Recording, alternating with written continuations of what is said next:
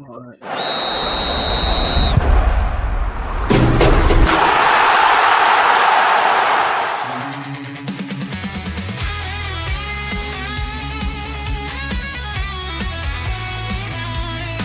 Afternoon show, we own the night.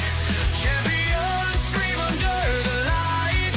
Precious This is a great honor for every fan of the Dallas Cowboys. I'm honored to be in the NFL. light.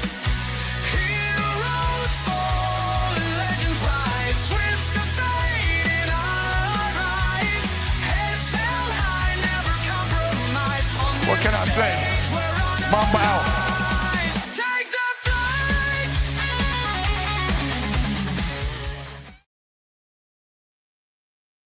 Well, all right. What a great day, man, to be alive and be able to watch sports. If you're not tracking, game one between Cleveland and Detroit is underway. They're at the top of the fourth inning, one out. And Detroit is at bat, and the score is 1-0 in favor of Cleveland. It's your boy, Jay McLovin. I got my boy, Tony Gonzalez, on the show today. Glenn's not here. And Gonzo's not here. And I got the text message from Gonzo that the dad would be on, but he wouldn't. And Tony, I can only imagine that right now I wouldn't want to come on today either after the game of last night where Dodgers did take out Cincinnati Reds pretty handedly, and Gonzo and Glenn are probably cuddling and supporting one another through this time of need. Well, let's Tony, how you doing, brother? doing good. Let's start with baseball. Let's start with that game since you brought it up. Reds took an ass whooping, but I mean they got destroyed. Got down 8-0 or 8-2. Come back, scored a few runs. I think they ended up losing 10-5. You know what I kind of said. Me and Chris kind of said we got to get to the bullpen because Dodgers bullpen didn't look good. But you can't get down 8. But I tell you why. And if the Dodgers hit home runs like that, they're gonna be hard to handle. I mean, 5 home runs. We know what they can do hitting and what they can do at home. Reds got and I knew they had the work cut out for them going in. I was hoping for the best, but we got a game 2 tonight. Got to take it one game at a time now, and hopefully we can get a win today. But the Dodgers are a strong team, hitting wise especially. Got pretty good starting pitching. Again, the weaknesses. I still think the bullpen will cost them a World Series. That's just my opinion. I think they could have the best team in baseball on paper in other areas, but not the bullpen. But me and Chris was talking, Jay. I want to get your thoughts on this because you're a big Houston fan. And how would you feel about this? Would you rather lose a game like that, or would you rather lose a game the way Cleveland lost their game yesterday and the way the Yankees lost their game yesterday? And let me go into detail. Cleveland had a runner at third, tying run in the third, I think it was the top of the bottom of the ninth, no outs. They get one out. And then there's a ball hit right back to the pitcher, and the goofy runner on third base tries to come home. Gets caught halfway there and run down and gets tagged out. And it was not a hard hit ball back to the pitcher. It was just back to the pitcher, easy ground ball, and he gets tagged out. That was the tying run, so it cost him the game. The Yankees got off to a lead, and Boston, of course, scored 2-1, and going into I think the top of the ninth made it 3-1. But the Yankees had bases loaded, no outs, and don't score anything. How would you – honestly, I'm going to be honest with you. It would have broke my heart to lose those games worse than this one. We just got our ass beat. I mean, there's no doubt about it. They just beat that shit out of us. I can take that easier, especially the Yankees one. I know Frankie's got to be upset. I mean, you got bases loaded, no outs, and you can't get any runs? I'd be more upset by that. And I'm not – giving Frankie a hard time. I mean, I know he's upset, and I would be upset. It's unbelievable that they couldn't get any runs across. And yeah, it was crazy. So your thoughts, which way would you rather lose? Yeah, I'll take off the first one, if you don't mind, about the Yankees and Frankie. I was watching that game yesterday, and obviously, it was a little bit of a nightmare for him, but what's normally a nightmare for Frankie is a beautiful dream for me. So I guess it really depends on how you look at that one, if it was bad or good. I was so enamored. I didn't know if it was a weed I was smoking or if this was actually reality. But take the Yankees out and put Houston in that situation. Would you rather Houston be the Reds getting their ass beat, or To me, that's blowing a game. I mean, at Yeah. least you should have tied it. At least you should have tied it. Yeah, here's my thing. Here's how I view it. 'Cause I think it would be exactly as the Astros, because quite honestly, we were playing about as good a bit. Now, again, there are mitigating factors into a lot of things. By a lot of things for the Astros went the way they went. But regardless, the outcome, the overall outcome, which is what really matters the most, is the fact that neither one of us or the Reds were playing good baseball at the time. I think if you took the Reds and put them in the AL, they probably. I don't think they make the playoffs. And if you No, put us no. in the NL, we probably do make the playoffs. I just think that's just the way it was just more of a circumstantial thing as to why I'm not in and you're in. We're playing the same baseball, so. The feelings you're asking me about, if it was the Astros, is the same that you're going through, right? Because it's the same team, so the emotions will be the same. Here's the thing: to answer the first part, and then I'll give you more explanation. I would rather lose a game. If I have to lose a game, I'd rather be blown out than it be a close game. And the reason why is, and I think Pags really made a good example or had a good analogy on this, was if I get blown out, it's just because. Okay, a couple of things just didn't go our way, and it just is what it is. I know we can beat this team. If it's a close game, it's a little bit harder because I can data dump a 10-5 and be like, okay, we just had a crappy day. We're gonna come back and play our brand of baseball, and I can move on from it.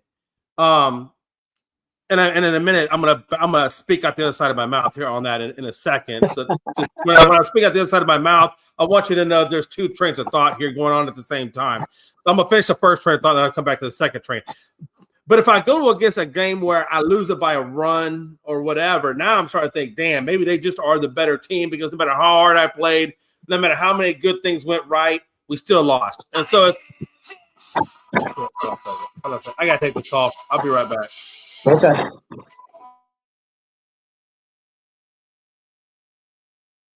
Jay's taking the call, everybody.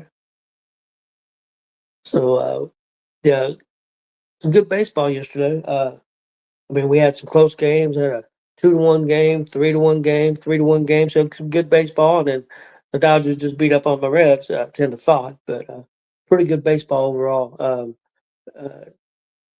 I don't have a problem with losing by 1 run, 2 runs. It's just if the team beats you. But when you get opportunities like Detroit had, Cleveland had, runner at third, no outs, and you can't get them in, and then in my opinion, a base runner mistake, and then the Yankees, who were very fortunate, got the bases loaded with no outs and had a great opportunity to at least tie that game up and not to get anything. That would be tough to take. And I'm looking at it from my standpoint as a Reds fan, not that I'm putting down the Yankees. Yankees are a good team.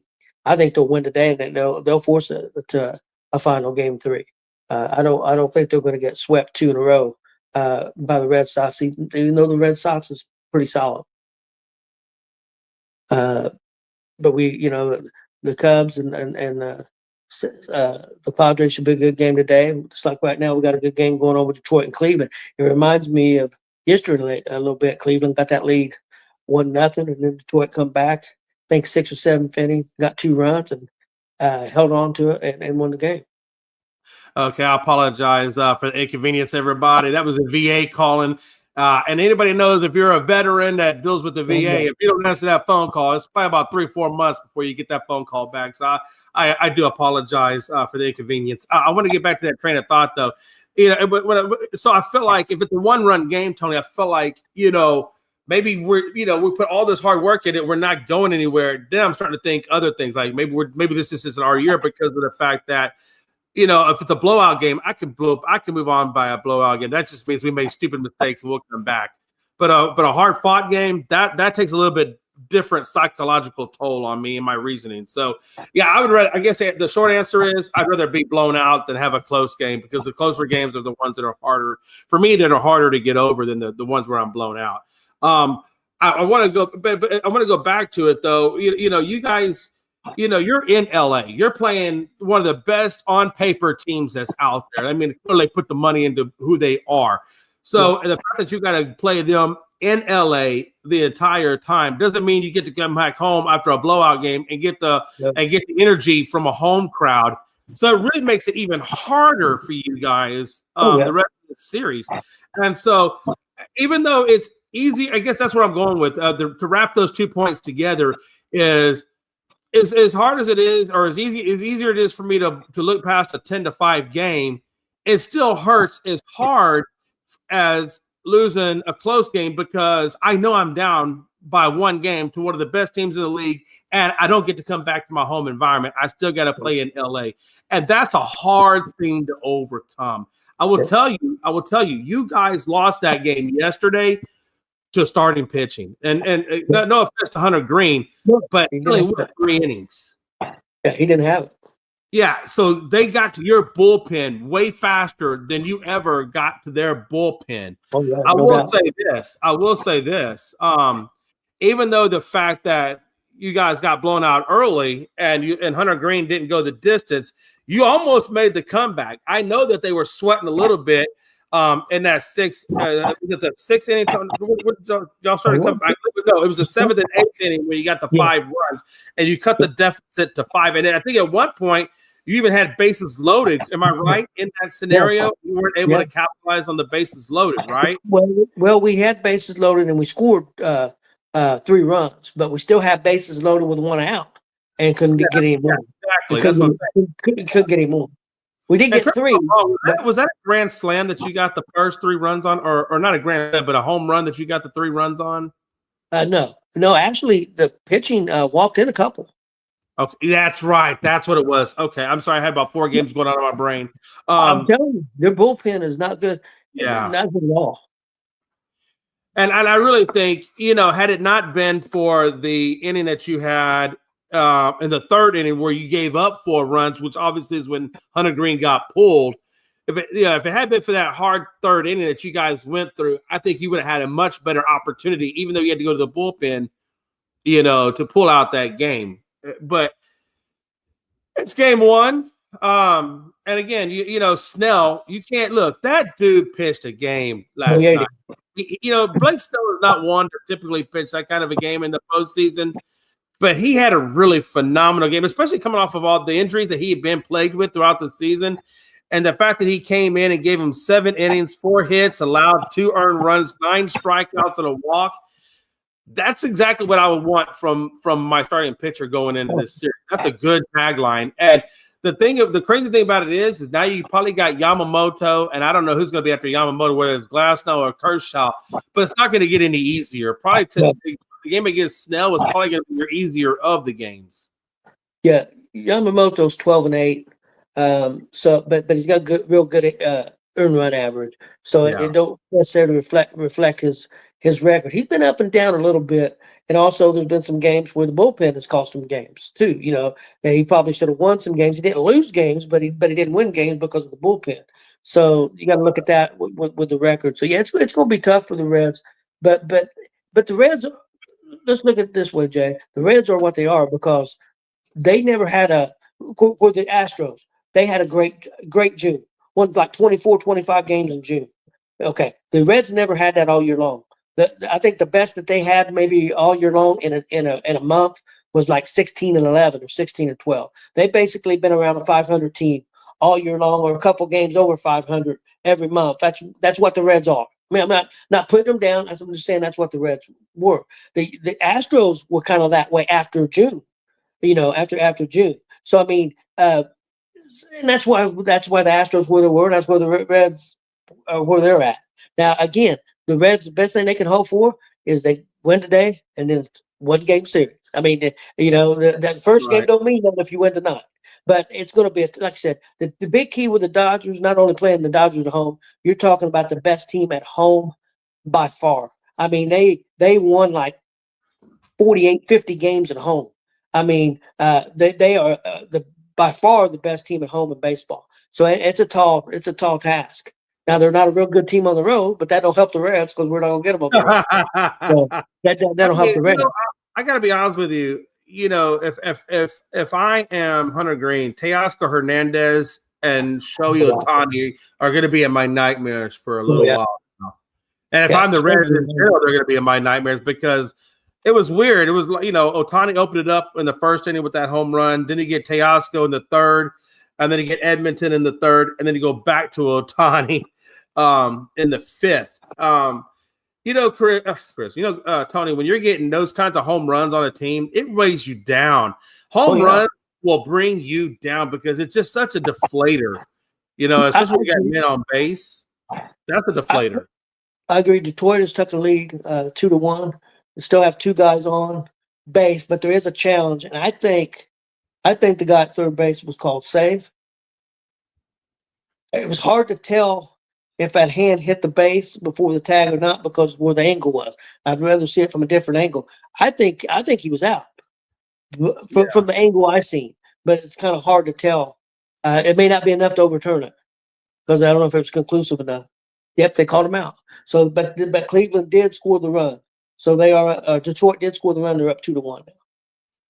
Yeah, and Detroit. We'll get to that game here in a minute. That Detroit team is just heating up beautifully right now. But yeah, just to kind of close it out, man. You're going to need more production from your stars. De La Cruz, I think he went over. He did get a run. I'm assuming that was on a wall, but he struck out twice. And I mean, guys like that. I mean, you're going up against these teams. You got to play. You got to play lights out. And De La Cruz definitely has got it. In this next game tonight, he's going to have to step up. You're going to need more out of him for sure. Well, the main thing is, Jay, we got to get a decent pitching performance, and we got to get to. I mean, hey, if you'd have told me the Reds were going to score 5 runs in that game, I'd thought we had a chance to win. Yeah. To be honest, I mean, hey, 5 runs, hey, we got a shot. We didn't because our pitching didn't come through. So that's the biggest key. We got to get a good start tonight from Littell, and Littell's 10-8. Not quite as good as earned run average, but he was pretty good with the Reds when he came over in that trade. He pitched pretty well for the Reds. Pitched better for the Reds than he did from the team he came from. I believe I can't remember where he came from now, but he was American League, I know. But he pitched pretty good for the Reds. So I'm hoping he's got one of his lights out performances tonight and can keep us in the game. Yeah, I mean, because just to give you tonight's game, so tonight, like you just said, you got Littell going against Yamamoto. And I'm gonna tell you, man, that's the biggest thing for you tonight is Littell has got to go out there and have the game of his life. He has got to pitch the game of his life because if you don't, there's not going to be another game. This is it. You're done. So he's got to be spot on with his pitching tonight. Your bullpen has to come in and do their job. But more importantly, those hitters, they're going to have to step up and give you the run support for the pitchers. That's going to be their biggest thing. So, you don't have an easy task tonight. You're in LA. They're playing hot. They just put a bunch of home runs on you last night. Yes, You got to come out tonight. If the Reds want to get back into this, you got to have stellar pitching. You got to hit your location, hit your spot, stay in the blue zone, and stay out of the red zone when you're pitching.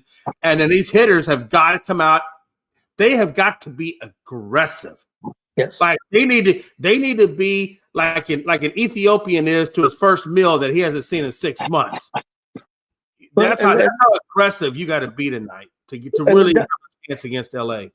Well, the Dodgers players, they know, I mean, they've seen everything that we've seen. So if the Reds can come out and get a couple runs early, and put some pressure on them, you're not going to.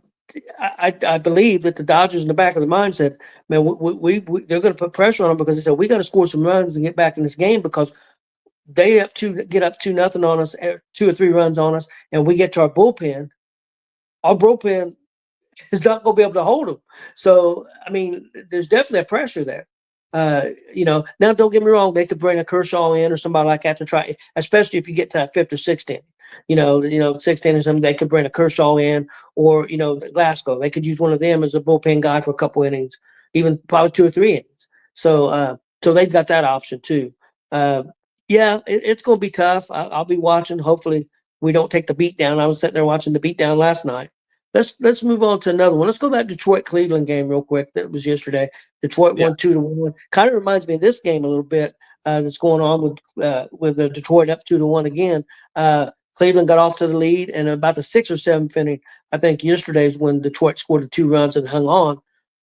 This game, it's only in the bottom of the 4th now. Cleveland up, and they're down 2-1. Both pitchers pitched well yesterday. Again, I have problems with base running. The Reds had a lot of issues with base running this year.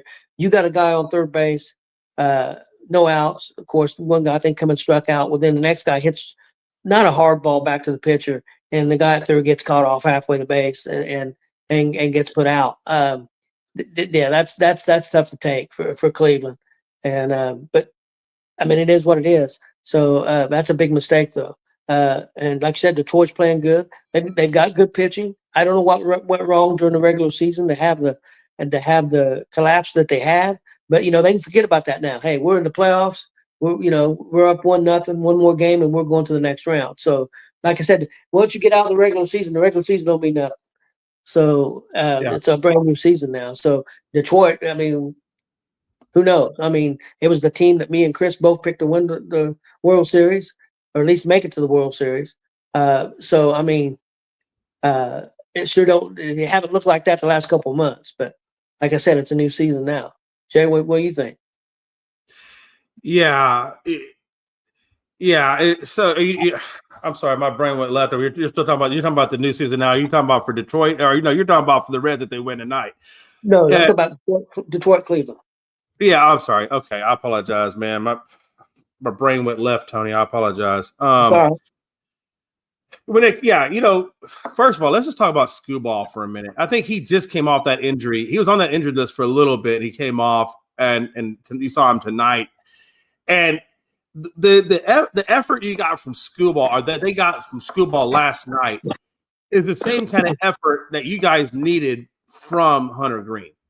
But that guy did, and tonight with Littell needs to go back and look at Skubal's body of work, and he needs to duplicate that type of body of work, because this guy, I guess, like I said, going against a team like LA, you have to have a body of work like this to be able to have a shot at a team like LA. So when you look at Skubal's line, again, he went 7 innings, just like Blake Snell did.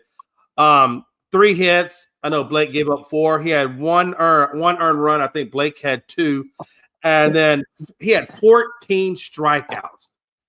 That's the type of pitching that you need to win games. Now, you can't always get pitching like that, but when you have your ace, with Skubal as their ace, that's what you need from your ace. And Hunter Green is one of your aces, and you need that ace type performance, especially if you're in the regular season. Okay, it is what it is. But when you're in a 3-game series, this is the way you have to play in order to survive, to see the divisional round. And what Skubal did is what you guys got to do.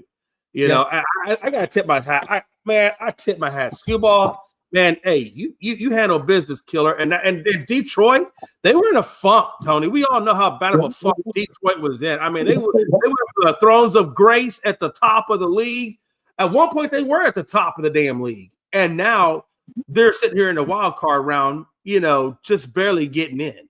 September 1st, they was up 10 games on Cleveland, and Cleveland won the division, and Detroit was only 1 game. But if they'd lost another game, Houston would have went in over Detroit. Houston could have went in. So yeah, Detroit was as bad could be.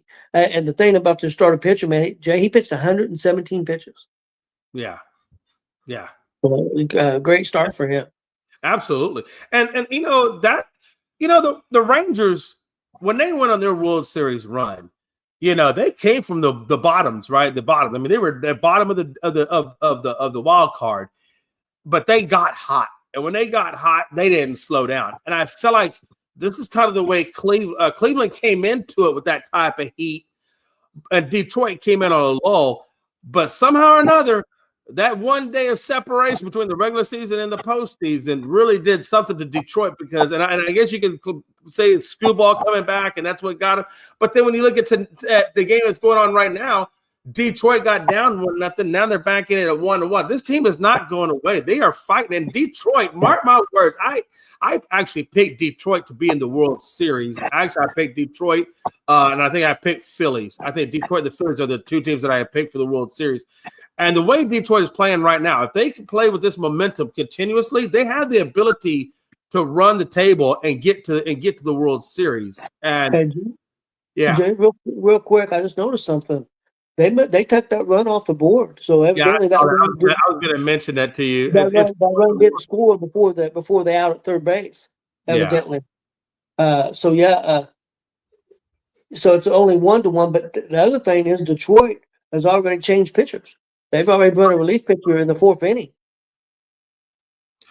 Yeah, you know, and like I said, when you look at Detroit, even when they did go to the bullpen, you had Vest come in and he gave you a 1.1, so an inning and a batter, had a hit, a strikeout, done. And that's the kind of game that you have to play when you're playing these tougher teams. Oh And yeah.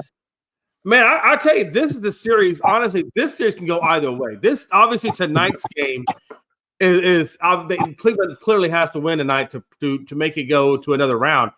And I actually kind of see Cleveland winning tonight. I don't think Cleveland is just going to get two and done. I would imagine if I was a betting man, I would imagine they're going to get this win tonight. I mean, I could be wrong. Detroit could actually sweep this and go to the next round. But the way Cleveland is playing and the fact that both teams are playing each other pretty hard, I got to imagine this is going to be a tooth or nail all the way down to the ninth inning, Tony. Yeah. Baseball's changed so much. I mean, 20 years ago, 10 years ago, maybe even, but especially 20, 30, 40 years ago, if you're in the fourth inning and the game's 1-1, the managers ain't thinking about taking out one of the pitchers. you know what I mean? Yeah. It's just baseball's so different now. It's so different now. And it wasn't like there was. I mean, this game was so tight, so tight. I mean, if you look at it, it was obviously the score was 2-1, and Detroit put up 5 hits. Cleveland put up 4. The one big difference, you know, when you're looking at this, is the 1 error by Detroit and the 2 errors by Cleveland. And you can't make errors when you're at this level of the game. You know, you have to be crisp in all the things that you're doing. And so, yeah, I mean, it's game 1. Now we're in game 2. But I thought, you know, I didn't look at it. I guess who was it last night that went? It was I was looking for the pitcher for Cleveland. It was Williams that went. He had a good stat line too. 6 innings, 5 hits, 2 runs, a walk, and 8 strikeouts. I mean, that was a good matchup last night. That was a really good pitching matchup. And obviously it shows in the score, right? Yeah. Yep. So yeah. Let's move on to the Cubs and San Diego game.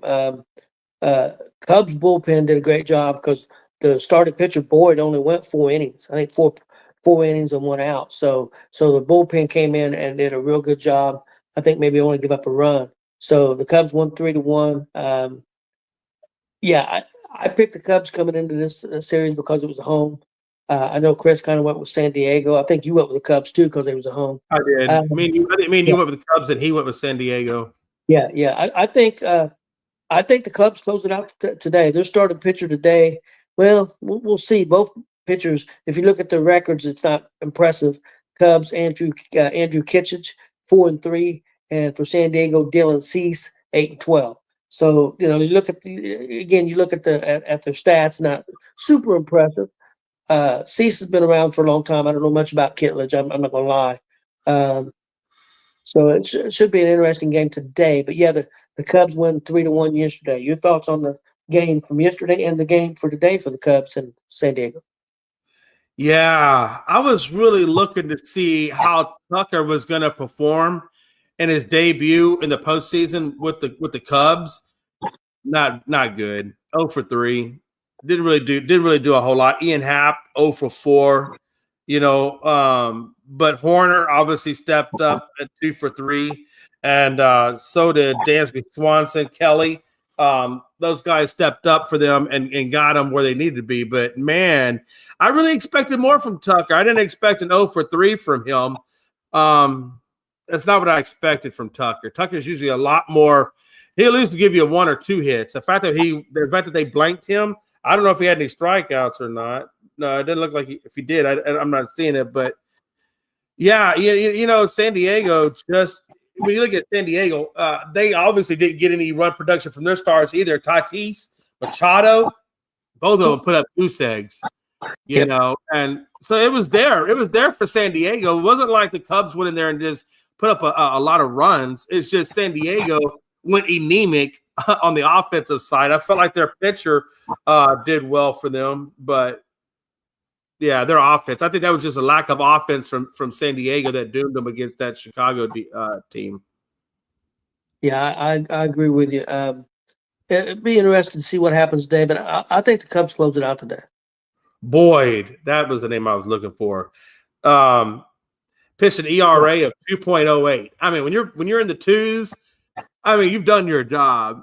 And Yep. and he actually got the run production from the team. You know, we look at San Diego and what Pivetta did, 3.60. He gave up 2 runs. So a little bit better pitching from Chicago and better offense from Chicago. And when you're pitching and you're hitting and the other team isn't really pitching or hitting all that well, Yeah.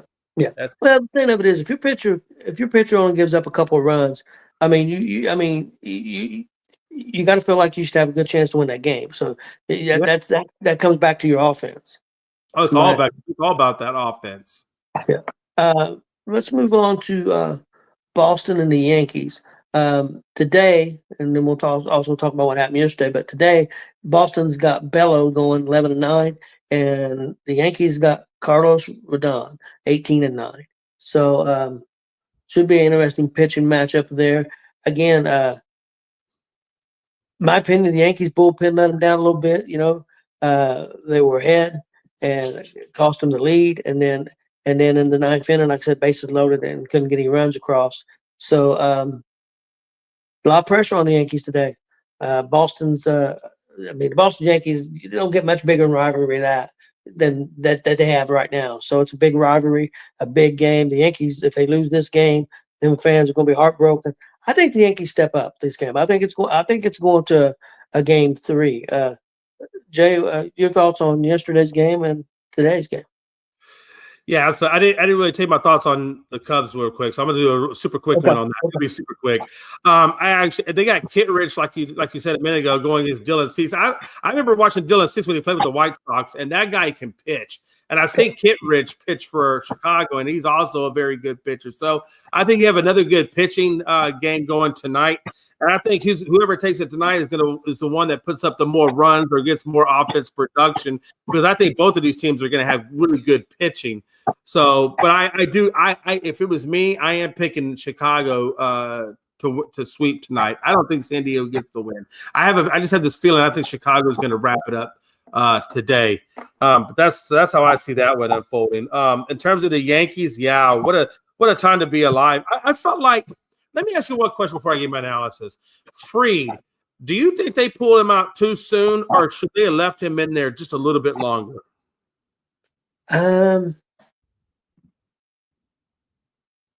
It's easy to say now. They definitely looking back on it now, but that's where the scrutiny is. A lot of people felt like Boone took out Fried too soon. Do you know what his pitch count was when he went out, Jay?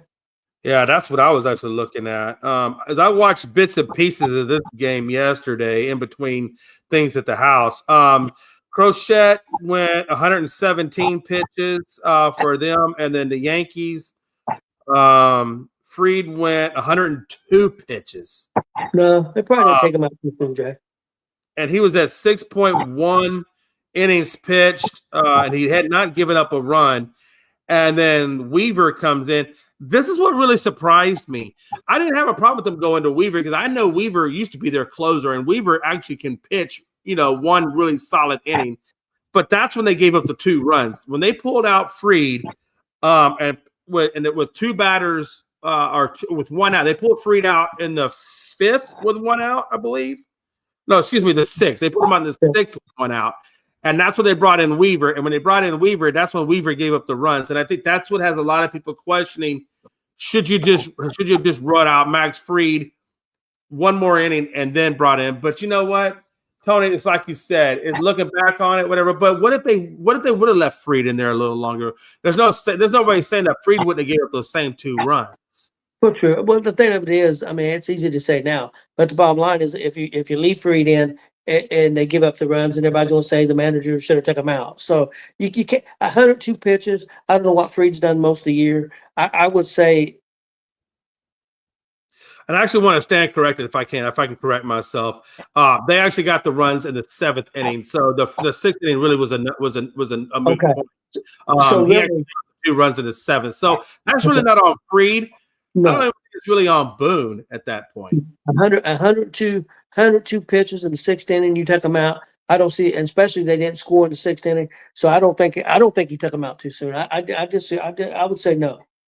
If anything, I would have said if there was any fault in that. And again, this is all or all hindsight. But maybe you let Luke Weaver finish out the 6th, and then you bring in, your next reliever to start off the 7th inning fresh. Yeah, maybe you go that route. But again, this is all hindsight information. They won 3-1. It's a close game. I expect to see a lot out of the Yankees tonight. Judge went 2 for 4, but he also didn't look his. I mean, there was a couple of key moments I felt that Judge didn't exactly play the MVP level like he should have been playing.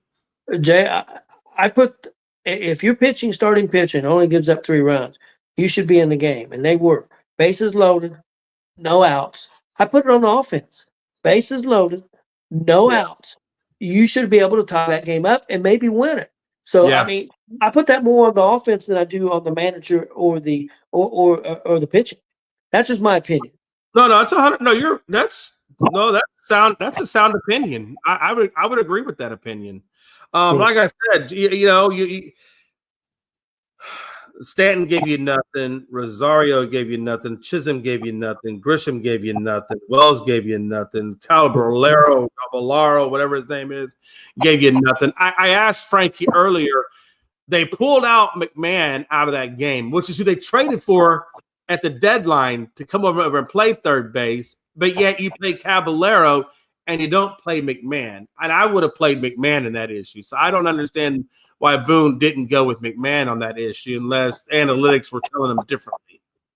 Yeah, I don't know because I like McMahon at third base, but they talked about it during the game.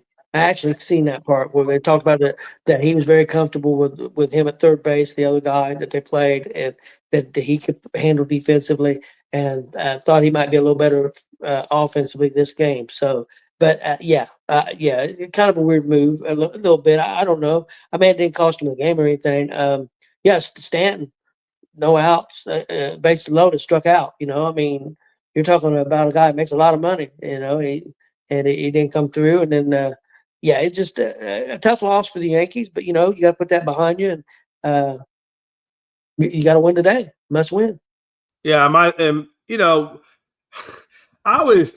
a very superstitious person when it comes to baseball, and when my team gets up or there's an event happening like a no hitter or a perfect game or whatever the situation is.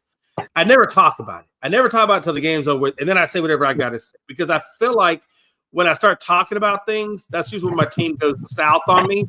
And I try to tell Frankie all the time, don't say nothing. Just let the game play out and then say all your crap at the end of it. And sure enough, he went against it. Volpe gets the home run. If you remember, he got the home run to start that game. And Frankie was all in the group chat, Volpe, and this, that, and the other. And I'm like, too soon, Buttercup, too soon. And what happened? They lose the game, and I'm going to stick with that superstition. Never talk about your team until after the game because I always feel like that's when things seem to go. The baseball gods seem to tinker with things. I don't know. That's just my superstition. Who's on the mound for the Yankees tonight, Tony? I didn't even look at tonight's game. Yankees is Carlos Rodon, and for Boston, Braden Bello. Yeah, Bello 11-9, Rodon 18-9. Yeah, I like Rodon. He really is your next best pitcher. So you got especially in an elimination game. So I think Rodon is the right call there. Again, Judge, look, man, you Aaron Judge. It's time to step up. It's time to take the reins of this team and start stepping up, man. You went 2 for 4, no runs. Come on, we got to do better. You're Aaron freaking Judge. You're vying for the MVP. We need more MVP. Well, Jay, can't give him a hard time 2 and 4 when you, like you mentioned, Stanton, and you mentioned 3 or 4 other players. Nothing. Somebody's got. You can't do it all by yourself. That's a good, and you're fair. You're fair in that assessment. I guess I hold Aaron Judge a little bit differently, just because because of all the hype and all the money and all the things. I mean, I expect home runs. I expect something. I guess. Well, and I know you can't always have home runs. Yeah. Well, you know who came through for Boston, don't you? It was Bregman. Yeah. Yeah. People He's don't one of the coaches understand, man. of I've been watching Bregman for years, and that's another reason why I was very upset that the Astros let him. Now they gave him an offer. It's not like the Astros just didn't give him an offer, and I am a little mad at Bregman because I felt like they gave him a really good offer, but you're always going to chase the money. So Yeah. he chased the money. He went to Boston, and he's going to a good team. It ain't like he went to. I mean, ain't like he went to Colorado. You know what I mean? He went to a good team that's a winning team. So he went somewhere where he still can win. So, and he got paid. So it's hard to be too upset with him. I mean, but I understand as an Astro fan, if De La Cruz here in a couple of years says, "See you later, Reds. I'm gonna go play for the Yankees." I'm gonna be a Yankee. Hey, it is what it is. I don't have to like like it. I said, the man went 3 for 4. He struck out once. He got on base, or he reached twice, and then he got walked. I mean, when you got a third baseman that is as good at third base as Breggy is, and then he just has a way in clutch moments. Bregman always has a way in clutch moments to get on base. I don't know how he does it. He'll play so throughout the season offensively, but then when the playoffs start, that man just goes into a different gear.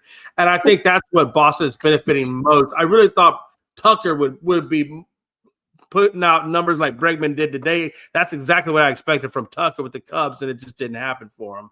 Well, I mean, let's think about it. Of all the series, of these 4 wild card series, the closest one, in my opinion, closest one to call is Red Sox and the Yankees. I mean, both these teams are. I know the Yankees end up with a little bit better record, but the Red Sox play them tough, and it wasn't by a lot of games. They had a better record. I mean, this was an even series. Either one of these teams are capable of making it to the World Series.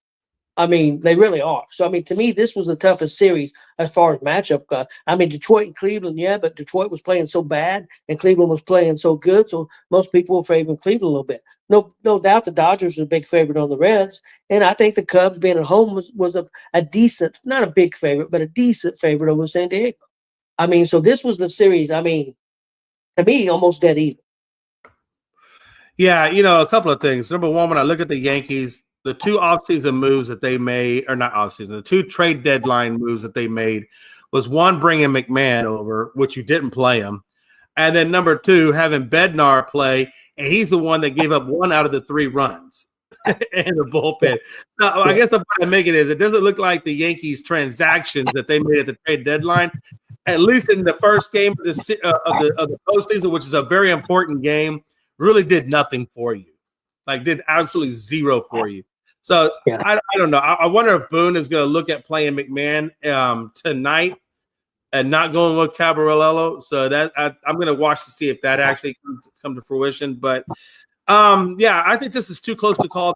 To be honest with you, the game's going to be back in New York, I believe, or in New York. Yeah. I'm assuming. New York. So I think I don't think the Yankees will wrap it up. I expect Boston to come back and battle back. I think it'll go 1-1. And I think it just goes because of what you said, Tony. These teams are so evenly matched, and these teams hate each other, and they both are going to play each other extremely hard. So I'm going to go with Boston on this one tonight. I think they right the ship tonight. No, if Boston wins, Jay, tonight, they're up. So Boston wins. You think Yankees? Gummit, that's right. Boston. Then I think it's possible. I think it's possible that Boston could sweep. I know Frankie doesn't want to hear that. I mean, it's possible. I think the Yankees step up tonight. If I was a betting man, though, I would bet 1-1. I don't think. I just think these teams are too close for it to be or I should say outright win, right? Yeah. Well, Jay, anything else on baseball that you want to talk about before we move to NFL? No, I think that was all the baseball stuff that I had. We can move to NFL. Yeah, let's go to the NFL. I got the top players of the week, and then if you have any that you want to bring up, definitely do so. Quarterback position, Matthew Stafford, 375 yards and 3 touchdowns. A great game for him, unfortunately, against my Indianapolis Colts.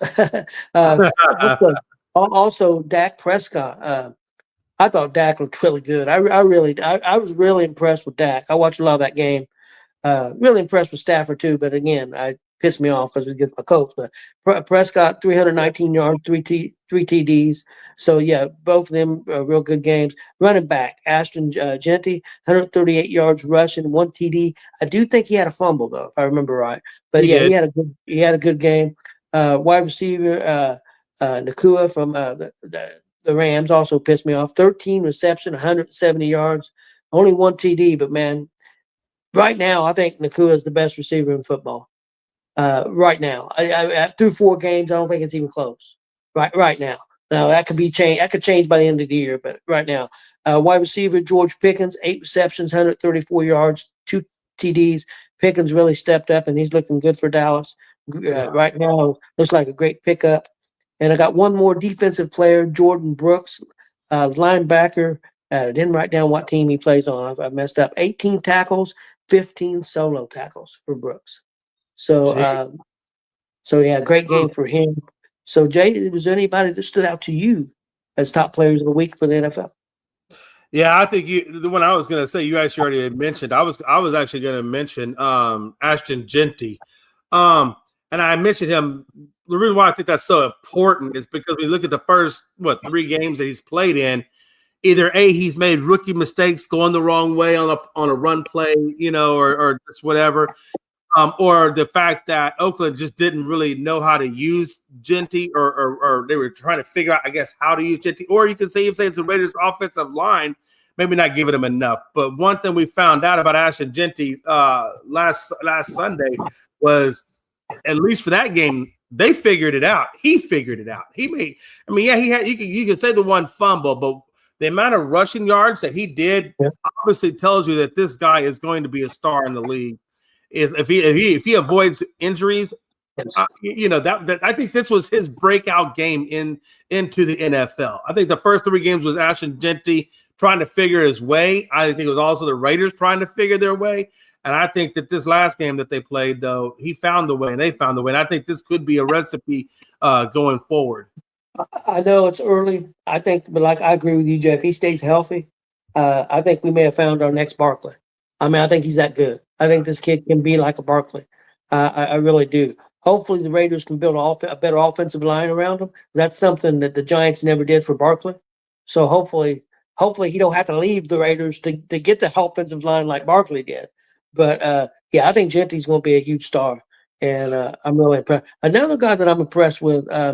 Numbers wasn't fantastic, but it's old Scatterboo for the Giants. I think he could be a star, and he could do really well with the Giants again. Though I don't know if he has to have an offensive line. I just don't know if he'll be able to stay healthy with all the because he dishes it out as much as he takes it. I don't know if his body's going to be able to hold up, but I love watching him play.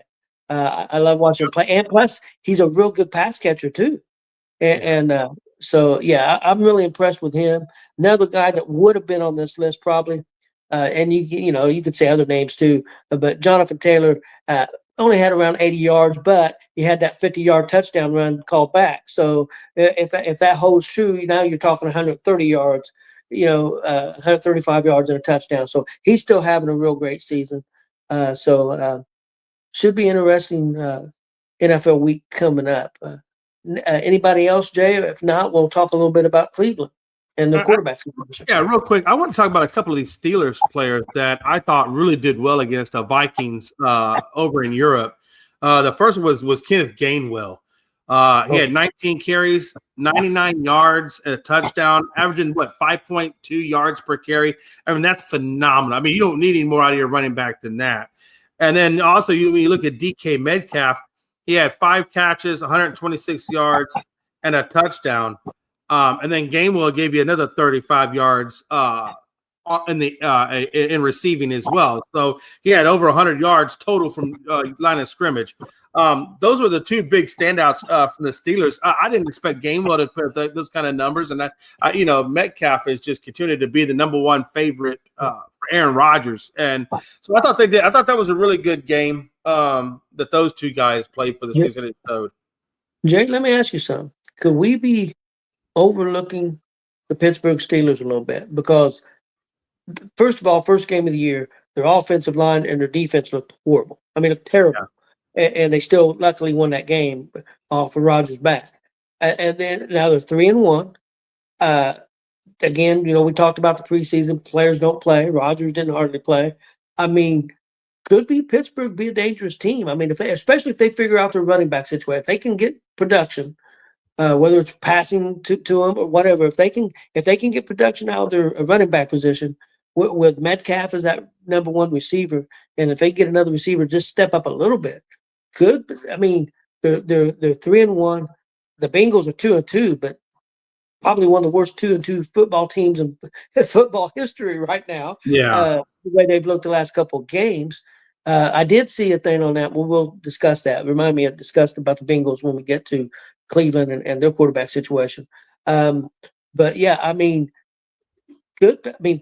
Baltimore's got issues at quarterback now because of the injury, and their defense is horrible. Could Pittsburgh run away with that division? And could Pittsburgh be a danger to maybe win a playoff game or two? I mean, what do you think? Yeah, with Pittsburgh, the body of work is not fully 100% there yet for me to give a 100% confident answer. But I would say that Pittsburgh is looking better than what I initially thought they were going to look. Right? I didn't know how Rodgers was going to look. After how like a days ago it looked out there in New York when it was with New York, but. Yeah, you give that man, a tight end, you give him a good running back and a solid wide receiver. He can still show you what Aaron Rodgers is capable of. And right now, with the way Gainwell is playing, it's possible that they could go.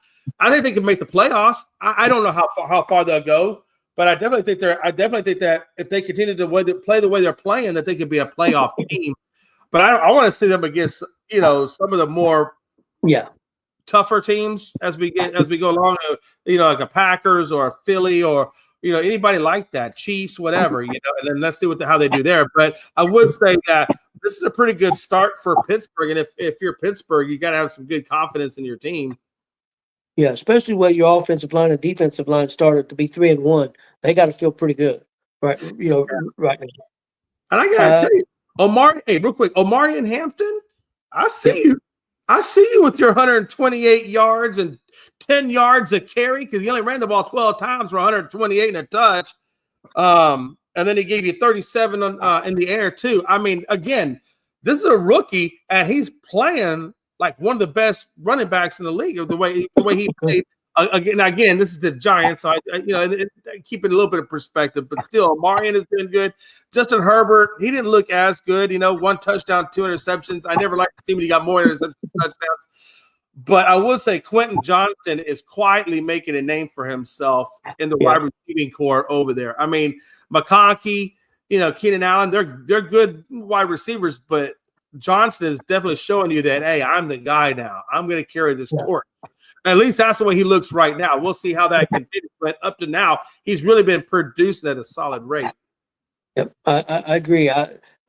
He'd been a little bit of disappointment. He'd been inconsistent coming into this year.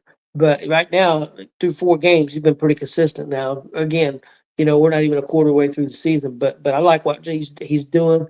I mean, that's the other thing. I mean, we all like the Chargers and thought that they would be really good. But again, we got to remember, I mean, if you look at the receivers, you look at the main running back right now, kind of as a rookie. The receivers are just kind of now getting put together, and can Keenan Allen stay healthy? So maybe the best of the Chargers are still yet to come. We're pretty early in the season, so I'm not going to give up on the Chargers quite yet. Even though that was not a good loss to the Giants. That's a bad loss. I'll tell you what, though, and then one more other thing that was impressing me was Pat Mahomes had a hell of a game. I mean, we expect these things out of Pat Mahomes, but he just had a really solid game against the Baltimore Ravens at 270 and 4 touchdowns. Yeah, he had 1 sack, but Xavier Worthy had a good game too. He rushed for 2 carries at 38. And then he gave you 83 yards on 5 catches. So I think Xavier Worthy continues to grow in this team. I think you're going to, especially when Rashee Rice comes back, I think this Kansas City team is looking pretty good as well, especially against, now you can say the Lamar Jackson going, getting hurt, those types of things. But I think this Kansas City Chiefs team started out slow, but I think they're heating up now. I think as the season goes along, you're going to see them heat up. I agree, except it was against a Baltimore defense that's really bad right now. So I Yeah. don't disagree with you. I don't disagree with you, but I want to see him That's do the it point. against somebody else. Because I mean, usually Baltimore's pretty solid, decent defense, but right now Yeah. the defense is horrible. So I want to see him do it again. I think if Ray Lewis was on that sideline, he probably would have had a kerfuffle because Ray Lewis would be probably absolutely embarrassed by where the Baltimore is defensively. So I agree. This is not the Baltimore team that we're normally used to seeing.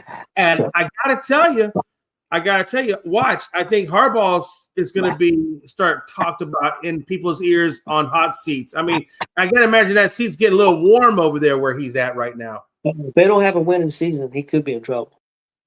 I mean, it could be if they don't have a winning season, and it's not looking real great for him right now. Jay, let's move on to some little quarterback stuff. Cleveland announced a new starting quarterback, Dylan Gabriel.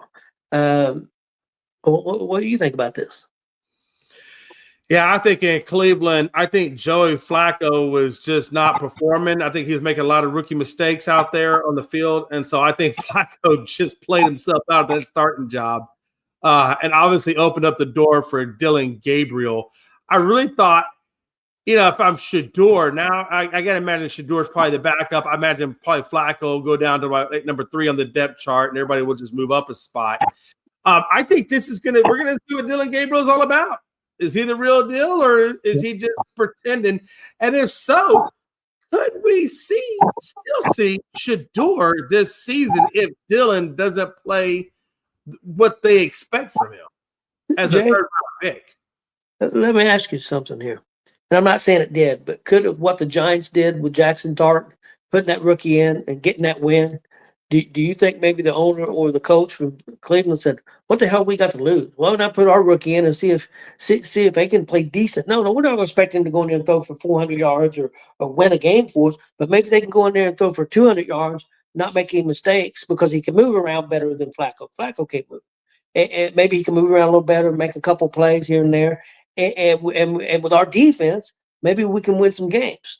Do you think that decision that the Giants made might have, and it worked against a good team, against the Chargers. It worked against the Chargers. Do you think that maybe that could have influenced the Cleveland in the decision? I mean, he heard about it. So people are always going to think things. And so that probably crept into his brain. I think the bigger thing that crept in his brain is if Flacco's going to go out there and play like rookie mistakes, well, hell, I might as well just throw a rookie in there and let the rookie make the rookie mistakes. And get him some experience. So I think to what your point is, I think it was a little bit of both. To be honest with you, I think it's a little bit of both. And now I really want to see what Dylan Gabriel is going to bring to this team. Well, you're getting production from your defense for the most part. You're not getting production from your offense. So what do you got to lose? Hey, let's put Dylan nothing to lose. Yeah, let's put Dylan there a couple games. If he don't perform, let's try Shedeur a couple games. I mean, let's see what we got. I mean, if you're going to be a losing team, you might as well see what you got with Gabriel or Shedeur, either one, because next year you may have a top 3 pick again. Next year, and may have to make a decision.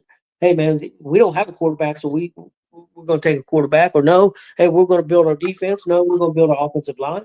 I think I'd build the offensive line. That would be me, but that's just my opinion. Because you probably, especially if you got the number 1 pick, you probably could trade back and get a couple picks and really build that offensive line up. This is what I'm thinking. So right now, if you look at the standings, right, you got New England at 2-2, Miami 1-3, Jets 0-4, and then you go to the north, you got Cincy at 2-2, Baltimore at 1-3, Cleveland at 1-3, and then when you go to the south, you got the Houston's at 1-3, Tennessee's 0-4, and then when you go to the west, you got Kansas City and Denver at 2-2, and Vegas at 1-3. What does that tell me? That tells me if I'm Stefanski, I'm thinking like to myself, damn, there's a lot of teams in this league that got damn near the same record as we do, or if anything, they're maybe a half a game ahead of us. So that tells me that wild card is still very much a viable option, and really, so is the division at 3-1 and 1-3. So if we can turn this thing around now, there's was shocked that we could get our asses back in this thing. And so I'm thinking, if I'm Stefanski and I got Flacco out there making dumb mistakes, why not throw out my rookie Dylan Gabriel? Let's see what he does. And if he does go out there, and if he does ball out, and if he does make an impact on this team, and he does pick out things a good way, they can very easily find themselves in the wild card. So, yeah, Jay. where they are right now, even though they have a 1-3 record, they're not out of this by any means. And so if you're going to make a change, make it now. Make it at the very beginning of it when you actually have a chance to still get a wild card. And let's see what Dylan Gabriel can do. I think that's actually a really good and like you said, and then I guess to add more on top of that, then you would say, well, if Dylan's not the answer, Shadour's not the answer based on what we're seeing, then you reevaluate, like you said, come draft time. And maybe you package a Dylan and you package a Gabriel in a package and say, hey, here's a package out. Who wants to trade for picks? And then you go about your business. But at least with 3 games in, that means you got 15 games to figure out what you have at quarterback, whether it be Dylan Gabriel, Shedeur Sanders, or neither one. So there's a lot that you can learn now where they are now. And if it does pan out, like I said, if it pans out, Dylan's this shit or Shedeur's this shit, they can rectify it quick enough, you can actually climb your way back into the wild card. Well, especially Jay with that defense, because they blew the first game of the year against Cincinnati. They blew that game. They should be 2-2 right now. And you see, and they beat Green Bay because of the defense. So with a great defense, you don't need great quarterback play right now to win a game. If their quarterback can come in and their offense can score 17 to 20 points a game, they're going to have a chance to win because of that defense. Yeah. But the defense has to be able to move the ball enough because you can't put your defense in a situation where it's on the field all the time. That defense is going to be really good if it gets time to rest. Now, if you got them on the field all the time, they're going to end up giving up 27 or 30 points. But when Green Bay didn't move the ball, look what happened. They beat them 13-10. Yeah. And Green Bay was considered one of the best offenses in football. So, I think it's smart to make the move now. Who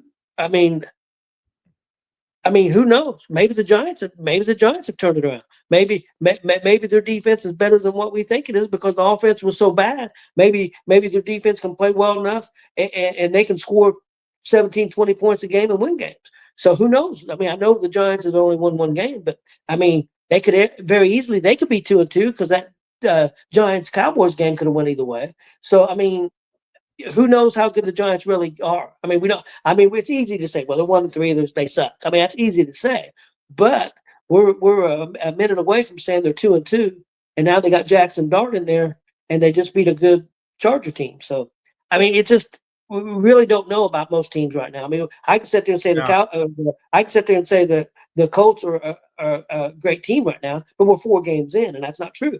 I'm happy they're 3-1, but let's talk after 8 games. Right. Let's talk after 12 games. And I think Stefanski and Dable find themselves in the same boat. We're both on a hot seat here. Yep.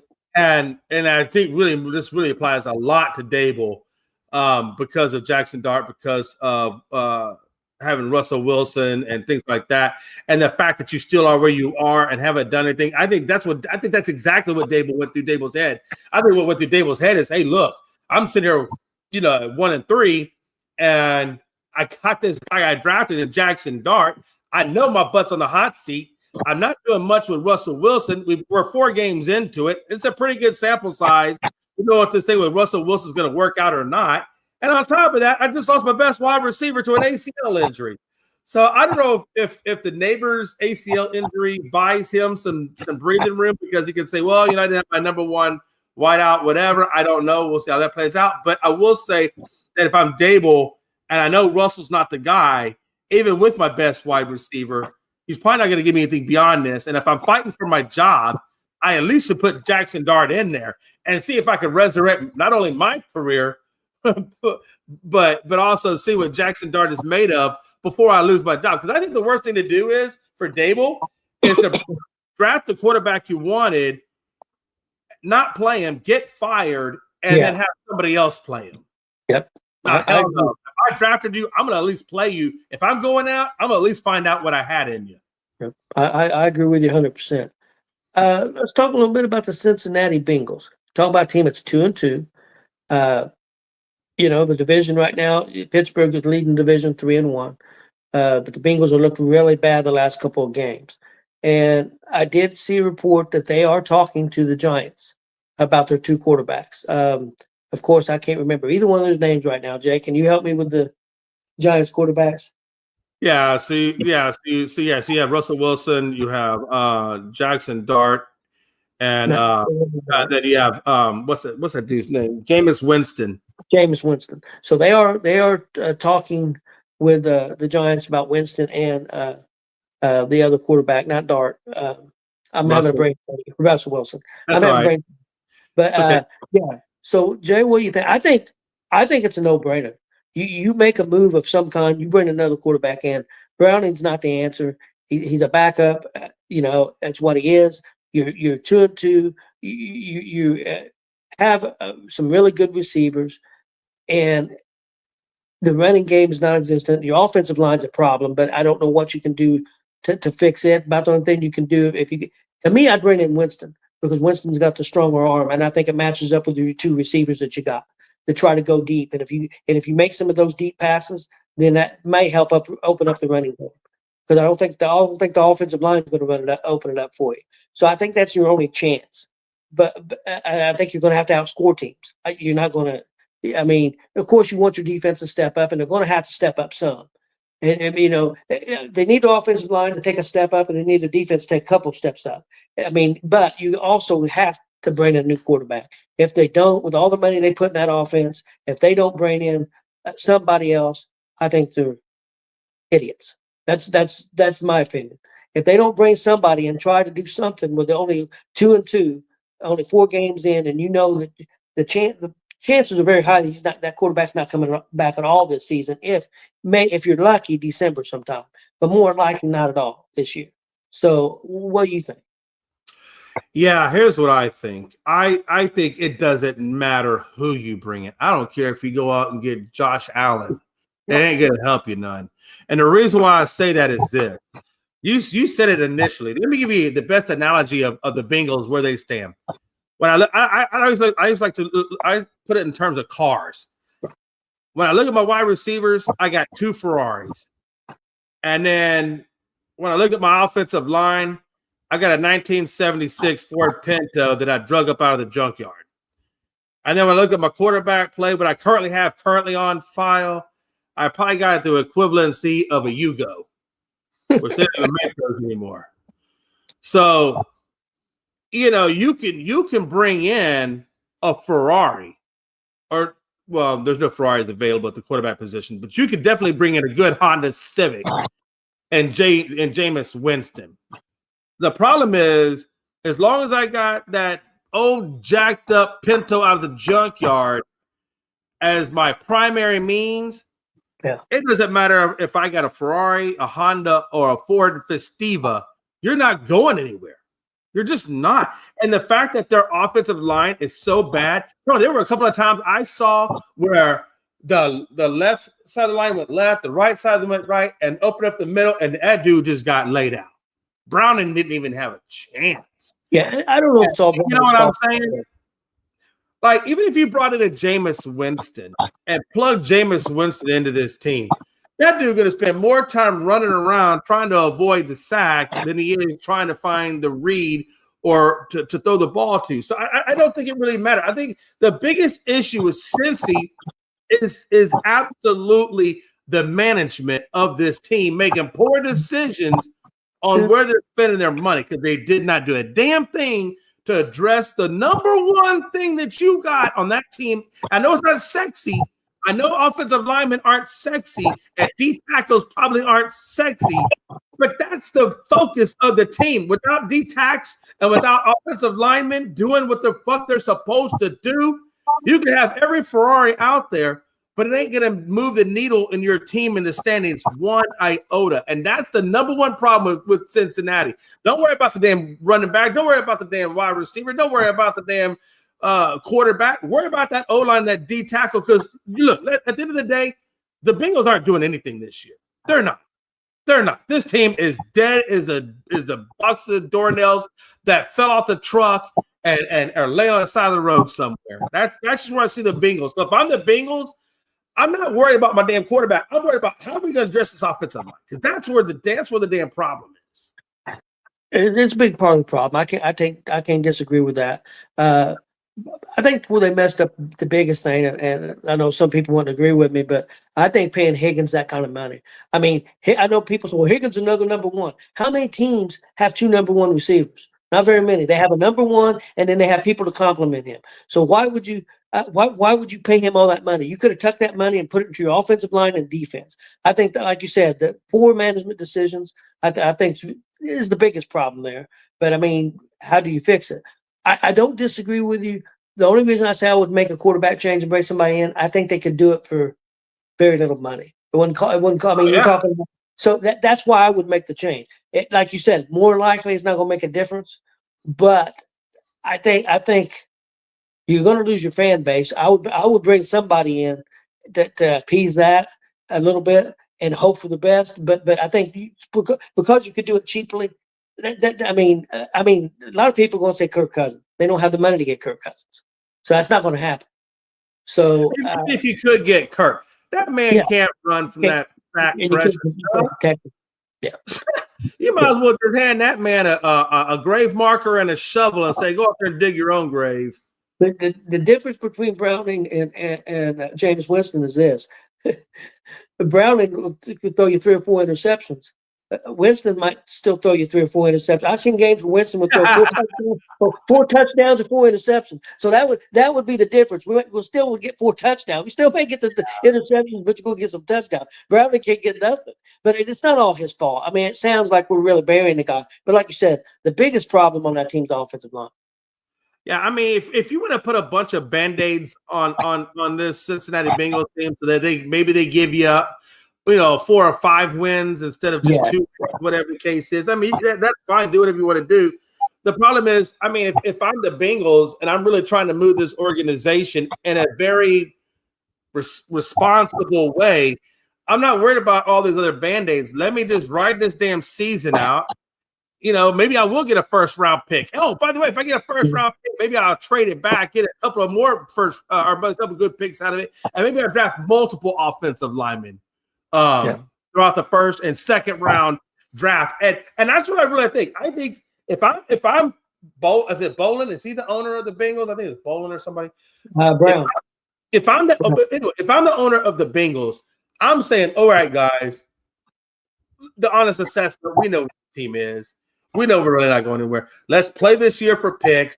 Play it out with what we got, and then I'm fine. All you motherfuckers for the draft, and we're gonna do another draft board, and we're gonna figure out this team, and we're gonna resurrect this team, and we're gonna make sound financial decisions that are gonna support this team. I.e., like you said, I'm not gonna make my number 2 wide receiver a wide receiver 1 with money because I need that same money going other places. So maybe I get a number 1 in Chase. I trade Higgins. And maybe get some picks out of it, and then I find me a serviceable number 2 or a really good number 2, right? And then I start rebuilding my team. I build my offensive line, I rebuild my defensive line, and then I can say, hey, look, Joe Burrow, I know you got a stump toe, but here's a good offensive line. Now you don't worry about half the damn injuries because you ain't running out there for your whole life. I'm just saying there are decisions that got to be made in the offseason to resurrect this program, and you're not going to do it in season. You're just not. The perfect example, and I know you may not agree with this completely, but Jerry Jones traded the defensive player Parsons had that he had issues with. Forget about the situation. It is what it is. But they traded him. He got picks, and he got a good defensive player back for him. Cincinnati, instead of doing that with that defensive player that they had, who's pretty damn good, that pass rusher, they could have traded him and did a similar thing, but instead they signed him to a 1-year deal for a raise for money. I mean, that would have been the smart move, probably to trade him and got the most. Hey, let's get a good defensive player and let's get some first-round draft choices for him.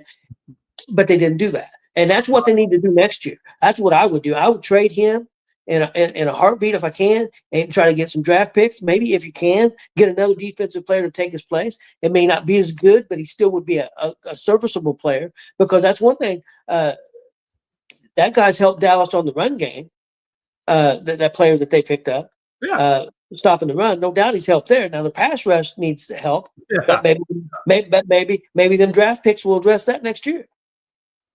And that's really what it comes down to is just sound financial planning.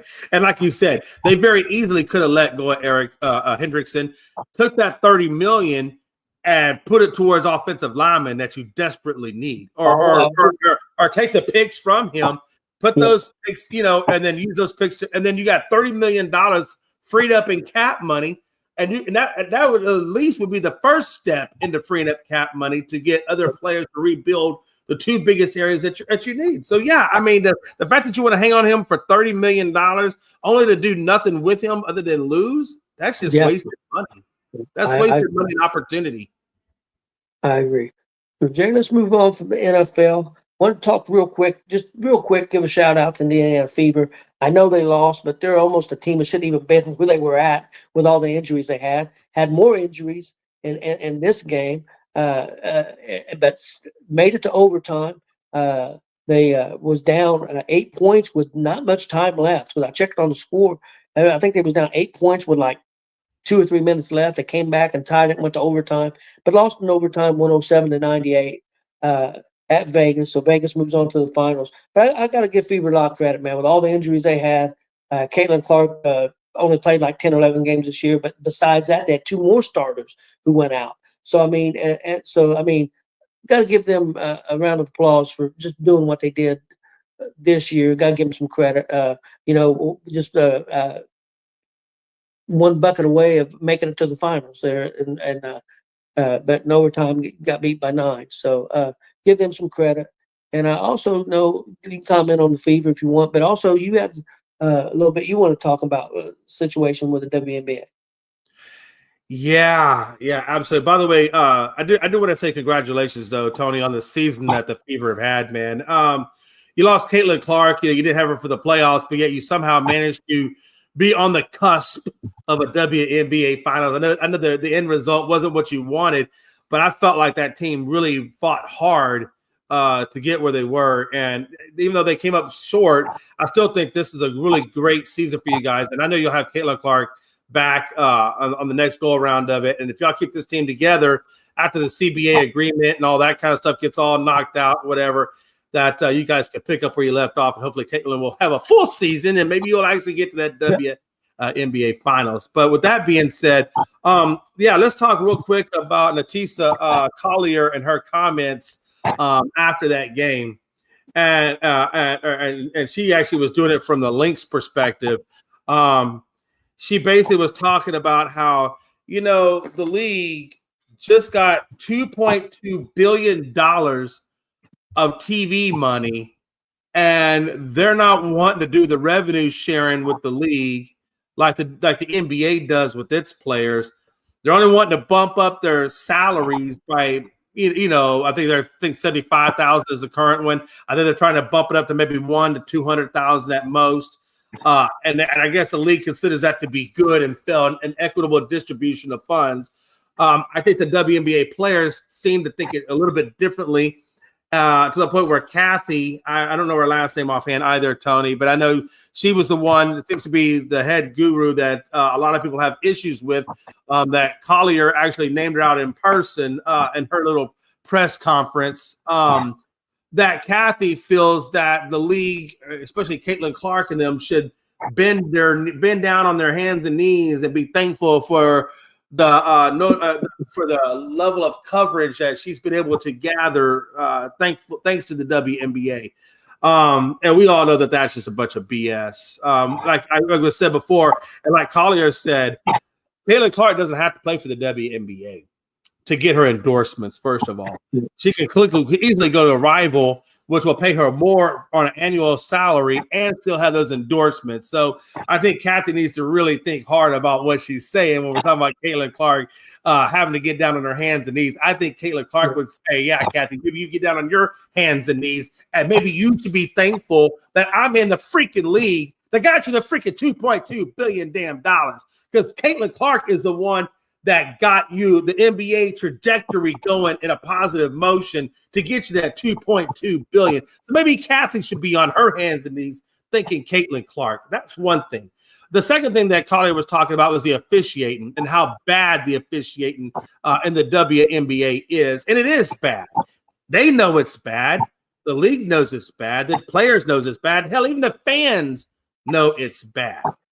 And, and then, of course, then you go to the physical play. The fact that there's a lot of hard physical play going on. And not that I shy away from hard physical play, but the fact that you're not calling the fouls when the foul should be called, and you're not playing the game according to the rules when fouls should be called. As you saw, all the fights that have gone throughout the league, all the injuries that have gone throughout the league. I mean, it's good. The officiating is not doing a good job. A, officiating the game, and B, keeping the game under control. So there's a lot of things that Collier was talking about that the WNBA does a really, really, really bad job at. And I agree with her 100% when she says specifically, Collier says specifically, that there needs to be a leadership change in the WNBA. And I think this girl, Kathy, I think she's probably the first one that needs to go. And if you can get more sound mind businessmen in there with better business practices in there and revamp this officiating crew, then maybe you can start making the right changes that the WNBA needs. They also need a better job at marketing. But that's just Oh, no doubt about it. They need to do a better job of marketing. But yeah, Jay, why do you think it's so hard to have good referees? Now, don't get me wrong. I know we all bitch about the NBA refs at times, but for the most part, the NBA does a decent job. I mean, I think we can agree decent. I'm not saying they're great. I'm not saying that. I mean, a lot of that depends on if you're winning or losing. If your team's winning or losing, the officials are good or great or they suck. That's the way fans are. But I mean, I've watched WNBA games. The calls are not consistent. One end of the court, somebody gets totally clotheslined and mugged, and there's no foul. Another one, a person just barely touches them, and there's a foul. And it just seems it's awful. And first of all, I don't have a problem with physical play. I know because we come from a time when there was physical play. We watched our teams play physical play, so I have no problem with physical play. But we're not talking about physical play. We're talking about cheap shots. We're talking about, flagrant fouls, not even called a foul. I mean, flagrant, when you're grabbing somebody by the head and throwing them to the damn ground and they're not even calling a foul. I mean, that's ridiculous. So that's one of the biggest changes need to be made. And then also with Caitlin Clark. Caitlin Clark was offered, I forget the amount, it was $10, $20, $30 million to go play for Ice Cube's league, the 3-on-3 league. She was offered millions and millions of dollars to go there. So she could have said, screw the WNBA. They don't want me there anyway. So, half the people don't want me there anyway. So screw you, and if she did that, what kind of bargaining agreement would they have right now without Caitlin? I mean, I'm not, I know there's other great players. Don't get me wrong. But bottom line is the attention on the WNBA got there with Caitlin Clark. And that's just a fact. Whether people want to accept that or not, I mean, and no, she is not the best player in the league. She's probably top 10 best player, maybe, but she's not the best player in the league. But she's the most recognizable, and the style of play she plays, people want to see. I mean, the best player in the league is the big, I can't think of her name, but the big center for the Vegas. No doubt she's the best player in the league. right. But it ain't always about being the best. It's about being marketable, and Caitlin Clark's by far the most marketable thing that they've ever had. Yeah, I think that person that's in charge of WNBA is a moron. That's some of the stuff she said. She's an idiot, as far as I'm concerned. Very arrogant, and it should be about her. Should be representing the players in the league, and it seems like it's all about her. And that's a big problem in my opinion. Yeah, no, again, it goes back to everything that you've said, all the points and everything that I've talked about and you've talked about. It goes down to one simple thing: better leadership at the league level. So if you have a better president or a better commissioner running the WNBA, the first thing I would do I would bring all them referees in, and we would revamp what the standard should look like for referees. And we're going to go through all the plays, all the foul, everything. We're going to revamp the standard and actually hold these referees to an accountable standard, right? And hold them accountable when they make mistakes. I think that's the problem. They're not nobody's being held accountable in the WNBA. And that's why I think it starts with leadership. It starts at the top and it trickles its way down to the lowest of levels. And if you want to fix WNBA, start with leadership And that's going to fix your marketing because they're going to put a better. Because if I'm the right leader, the first thing I'm going to do is I'm going to come in. I'm going to address my officials. I'm going to address the salaries, and then I'm going to address the style of where I want the WNBA to go. Marketing would be the first thing I would be fixing. So there's a lot of things that clearly the WNBA is missing the mark on. And it all starts with that league office, just like Collier said in her press conference. It all starts with that leadership, changing that leadership, and then we can fix all the other issues that are down underneath that. Yeah, I mean, if you had a better marketing team, they could have been making a lot more money sooner than they are now. I mean, a lot of the problem was marketing, no doubt about it. I mean, but we've talked years about baseball marketing not being good compared to the compared to the NBA or especially the NFL. Baseball's so far behind them other leagues, especially the NFL, in my opinion.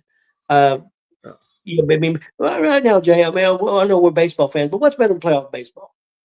You know, playoff baseball. Nothing. You know, I love playoff baseball. I mean, of course, I'm 62 years old. I can remember getting out of elementary school, running home as fast as I could. I only lived about 4 blocks from the school. I probably made it in 60 seconds because, man, there was an afternoon baseball game on. Wasn't necessarily my team, but the game started at 2 o'clock. I got out of school at 2:20. My little ass ran home, man. To see the game because back then NBA in the 70s, NBA wasn't big and football wasn't super big, but by far the most popular sport in the 70s was baseball. Yeah, by far. Yeah. And I can remember, man, I'd run as fast as I could, and I'd be watching. I remember watching Pittsburgh and Baltimore in the World Series in the 70s. I can, and even if I said, my mom said, man, why don't you go play and go somewhere? I said, okay. So I'd go to the boys club. Muncie Boys Club was only about 2 or 3 blocks from my house. I'd be in the TV room, and I've got the baseball game. I got the baseball game on in the TV room. Wouldn't let nobody change the channel. And I'm in there drinking a pop and eating potato chips and watching the baseball game. My mom made me leave the house, but I was still watching the baseball game. So because I was huge, bigger baseball fan then than I was. Actually, baseball was one, and believe it or not, hockey was my second sport over basketball, or when I was a kid, over NFL or. I'm going to go out here and I'm going to make a wager, and I'm going to talk a little bit of smack on Gonzo just for a second.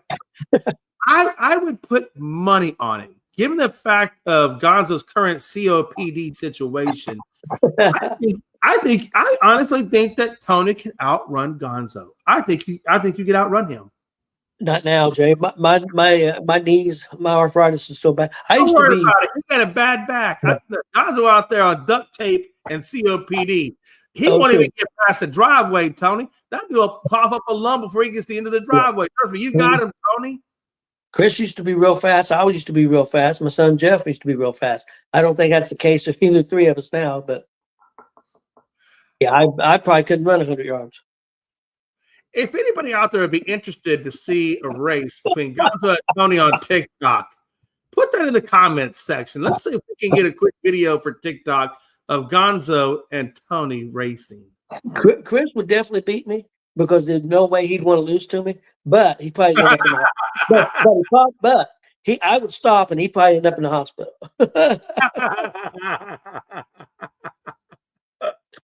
Because ain't no way he's gonna lose to no 62-year-old man, especially his dad. Oh man, what a time to be alive.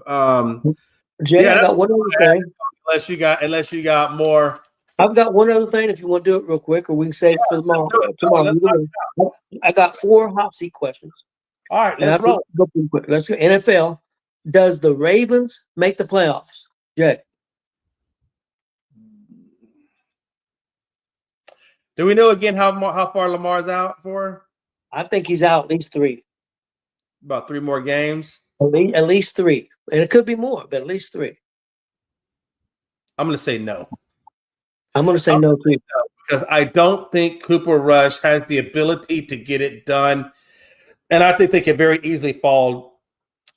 What is it, 1-6? I think they could easily fall to 1-6, and I think if they get to 1-6, I think they're done. I don't know how Lamar's going to come off of injury, where he's going to be at in his conditioning.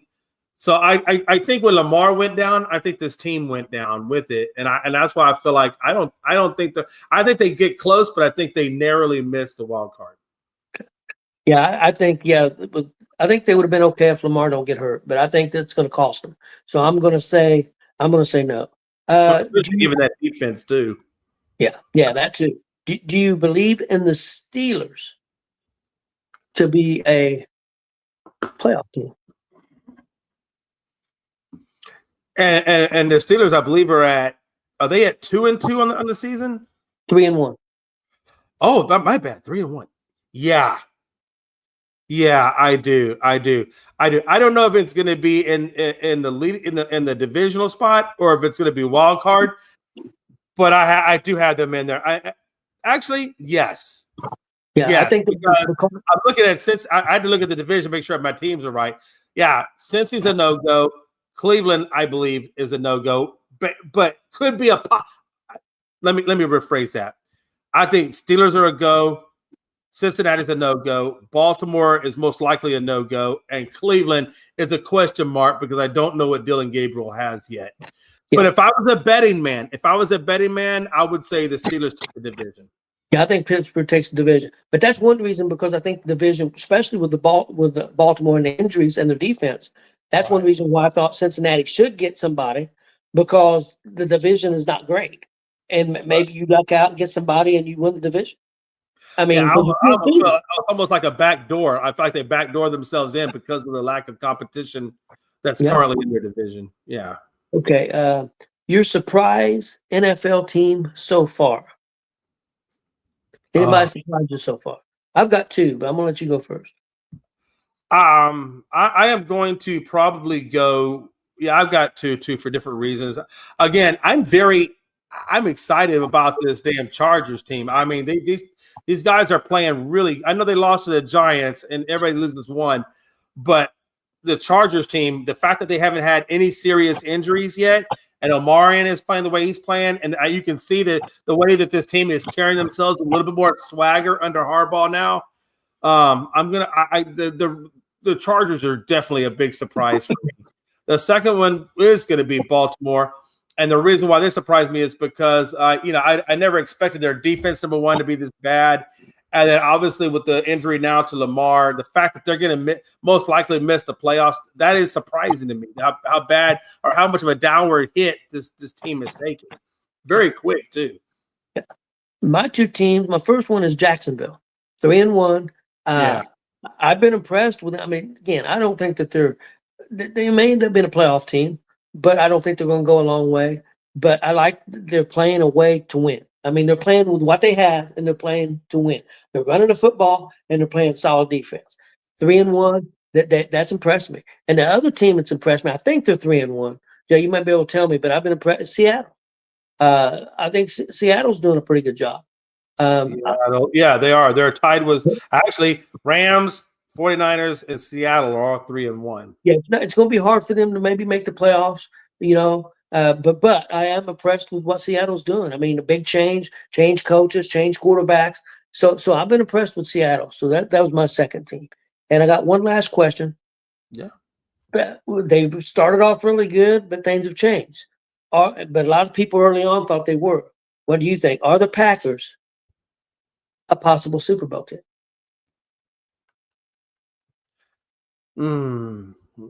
As of right now, I mean, we're only four games in, but as of right now, from what I've seen from them, no. Yeah, I think they're a playoff team, but I don't think I don't see them winning the Super Bowl. I don't think with a game on the line, and I know they beat Detroit earlier in the year at Green Bay. I don't think that happens again. I don't think they beat Detroit again. I think Detroit will beat them, and I think if Detroit plays them in the playoffs, Detroit will beat them. And I don't think they can beat Philadelphia.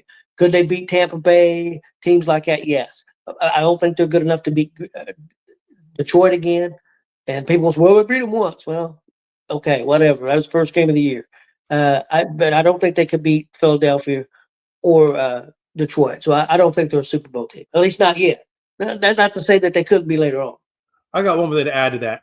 If you really think about it, and I really believe this is 100% true, and I've said this before, but because they don't play the starters in the preseason, I always look at that first game as like their preseason. Like they had a preseason game. And I feel like the Packers came out hot, like they were ready, they were warmed, ready to go. And I felt like Detroit was still sluggish.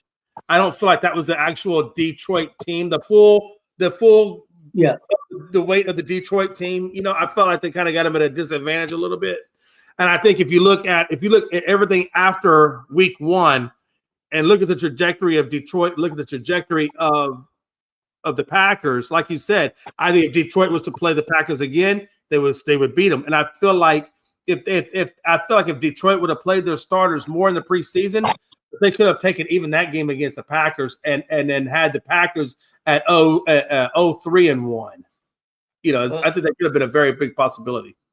Yeah, I agree with you, except I even go further. I think that not only the first game, I'm going to say it affects teams maybe 2 or 3 games.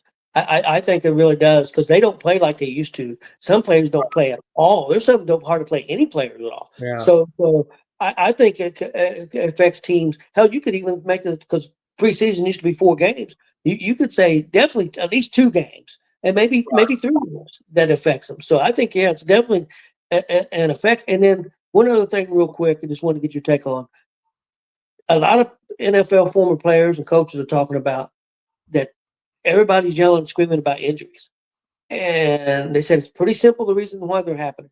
Because nobody practices. They don't practice in pads. Everybody thinks taking the how do I say this? Not pressure, but let's take the physicality off. Well, you take the physicality off and their bodies are not used to it. Right. So now you throw them out there in games and they're getting injured more because their body's not conditioned. Yeah.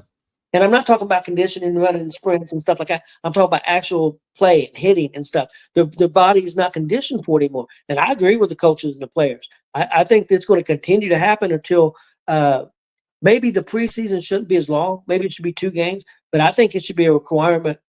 I mean, you can do scrimmages. You can do scrimmages a couple more weeks earlier. And you can see your new players, your rookies there. But I think the starters should have to play a half each game, and maybe only be 2 games. And I think that be able not to practice in pads during the week is ridiculous. You're a football player, and I know it's easy for me to say that. Well, you're not the one taking the punishment or the hits. That's true, but I believe that these experts and what they're saying that the reason people are getting injured because they're not doing what they normally do. What do you think? No, I'm very much in agreement with pretty much what you're saying. I felt like, you know, when it comes to injuries, you look what we just had. We just had Malik Neighbors tear an ACL. I didn't see what the injury was to Trey Benson, but now if you're Arizona, Trey Benson just lost. Or if you're Arizona, they just lost Trey Benson for a period of time when they obviously have lost Connor also. So now you got your top 2 running backs in Arizona on the injured list, you know. So you lost Benson, you lost Neighbors, you lost Tyreek Hill for probably 1 to 2 years, if not forever, because I don't know if he can come back and be the same Tyreek to even resume his career. So there's a lot, and obviously Lamar with his injuries, and I mean it just goes on and on, right? I mean we've seen lots and lots of players go down with these injuries, and so yeah, I actually think it's not about how many preseason games you play. It's about playing your damn starters in the preseason. Play your damn starters. I think not practicing too. Not really practicing like a normal practice the way it used to be. I think that affects too. Look, we've been playing starters in preseason since I can remember when I was born. You don't play them 100% all the time. You ramp them up. You play your starters 20%. You know, game 1, and then maybe, 30%, 40%, 50%, and you graduated to the day before or the last preseason game, you should be 75% with your starters going, so that way they're ready for week 1. Yep. So I think you ramp it up. I like the amount of preseason games they have. They just need to be ramping up their starters from week 1 to the last week. And here's another thing: if you think about when you're in training camp, you're only really looking at 4 to 6 positions. Most of your positions are already solidified. There may be 4 to 6 positions that you're maybe on the bubble about. So maybe those 6 positions or those 4 positions, you don't play your starters as much. Maybe you play more of your guys there and see what you have in those final spots that you're looking at. But you got to. The bottom line is you got to play your starters in preseason. You can't just have them on the sideline and then all of a sudden week one, all right, go. Hell, even I know. Remember back in the day when you had that old car and you had to go out there and warm your car for 10 minutes before you could take it out of the road? That's what they always. You had to warm your car up. Well, we ain't warming no cars up anymore. We're just saying go and expecting them not to get injured. I would like to see the stats on injuries because I think, and I know what they're going to say. Well, if you play them in preseason, you're going to get injuries during preseason, and players could get hurt and be out for the season. Yes, that's going to happen. It did happen, yes. But I think there's more injuries during the season now because they're not preparing their bodies during the preseason. And in practice, there's more injuries during the regular season now by far. I think 20 years ago, we saw a lot less injuries during the season. Yeah, we see 3 or 4 guys in the preseason get hurt and be out for the year. And that sucks. Completely sucks. I understand. Could ruin a team. I understand that. But there's more injuries now during the season than there's ever been. And I think that's the reason, because they're not prepared. Their bodies are not prepared from preseason and from practice. I mean, I would even be okay as a compromise if you just want to play just 3 preseason. Just play 3 preseason games and then have your starters go 25%, 50%. And then by the time you hit that third and final game, you're playing 75% of your starters. And the 25% you're not playing would just be the last 4 to 6 positions that maybe are 2 to 3 positions that you're on the bubble about. Jay, honestly, I don't think and this will never happen because they make money. I don't think you even need preseason. You could just do scrimmages. You could just say, okay, it's going to be the Giants are going to come in, and we're going to do a scrimmage with the Giants on Tuesday. Colts and Giants on Tuesday. On Friday, we're going to have New England and the Colts. So you do 2 scrimmages a week. You could do 6, 8 scrimmages, and it's going to be more controlled, but you could see everybody. Everybody's going to get on the field and forget about the preseason. Right. The only thing is, if you do the scrimmages like that, if you're going to do scrimmages like that, then that means twice a week, though, you would be having full pads, full contact, just like a regular game. But you could see a lot of bodies that way. You could say, oh, okay, no, I'm okay with that. I'm just saying that's the thing, though. we're going to see this group this game, and we're going to see this group this game. So maybe they wouldn't play both, but you're going to have more opportunity to see. Oh, I got you. So maybe you play your A string against the Giants then on Monday, and then maybe you play your B string against New England, let's say on Friday. Yeah, just work it out ahead of time, okay? Or whatever the case may be. Colts and Giants, we're going to play A's. Okay, now this is going to be New England's second time. It's going to be the Colts' second time, so it's going to be B's. That could all be worked out. I mean, there's any ways you can skin the cat. I think the primary focus is, hey, NFL, our starters need to play before the actual game 1 of week 1 starts. We need some one-on-one competition where they're actually hitting with pads, going all out, and seeing what they got. I mean, there's any number of ways you can make that happen. Yeah, I mean, just like in pro wrestling, there's more injuries now because they're wrestling less days. Like Bully Ray said, back when there was less injuries when we were wrestling 300 days a year because our body gets callous to it. Our body gets hard to it or accepted to it. It's used to absorbing that. Where if you're only doing half that, it's not. But some of it's even where there's some of them only doing 60 dates a year when they used to do 300. So you had all that time off, and your body's not used to it. And it's going to be easier to get injured. Oh, easily get injured. Same thing. What a time to be alive. Well, folks, there you have it. Tony, you got anything else? Nope. Tomorrow is Thursday, and I know I'm not going to be on Friday, so I thought there's not a lot of great college games, only about maybe 5. So I thought we'd do college, and I didn't think we'd do all the NFL, but I've got 7 NFL games we can talk about tomorrow too, since I know me and you're not going to be here on Friday, and then Chris and Logan could go more in the NFL on Friday, but I figured we'd touch on both on tomorrow. Yeah. Too easy. And baseball. Hey, if you've enjoyed listening to the real people, the real experience of ESEN, me and Tony are always here to hang out. But no, hey, if you enjoyed today's content, make sure you hit that subscribe button on our YouTube page. at ESEN, as well as Gonzo's Sports Room. And again, we will be back tomorrow on the afternoon show. It will be Tony. Excuse me, it won't be Tony. It will be Chris. Normal crew. And then Friday you get Chris and Logan, and then me and Chris in the evening. Yeah, But you get the C team on Friday. yeah, you get the C team. Not even the B team. You get the C team on Friday. You Yeah. get Logan and Chris. So if you want a show with no comedic approach to it, that's a show. It's going to be a great show. Don't get me wrong. If you want to see Babyface Logan and CPD Chris go at it, that's a show to be at on Friday. Yeah, before we go off there, let me hear you say it. Go Reds. Go Reds! There we go. Go with the Yankees. Matter of fact, hey, if you have a broom, matter of fact, no. I want to issue one last thing before we get off the air. If everybody that hears this show could just send Frankie Cruz Jr. a broom emoji tonight, I would be eternally grateful. Eternally Real quick update. We got Detroit and Cleveland, the bottom of the eighth, tied 1-1. So it's going to go right down to the end, guys. I think this is what we expected from Cleveland, though, because this is a do or die for them. So you're going to get the absolute very best from this team all the way to the end. Good time, man. All right.